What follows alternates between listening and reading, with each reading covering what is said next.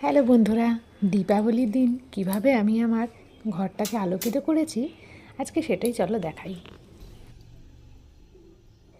এই দেখো, আমি সমস্ত প্রদীপগুলোকে ঘিয়ের কি বলবো, ঘি দিয়ে ভরে দিয়েছি। আর তার উপরে যেরকমভাবে সলতে দেওয়া হয় ঠিক সেই রকমভাবে সলতে দিয়ে আমি 20টা প্রদীপ রেডি করেছিলাম। না না, এটা ভূত চতুর্দশীর দিনের নয়। চলো এবারে এই থালাটার উপরে এটাকে একে একে সাজানো যাক। নাও, রেডি হয়ে গেছে আমার থালা।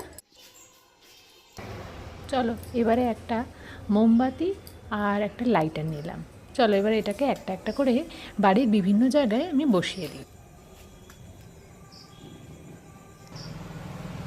দাঁড়াও, তুলসীতলার এখানটা এতই অন্ধকার, একটু ফ্ল্যাশটা জ্বালালাম।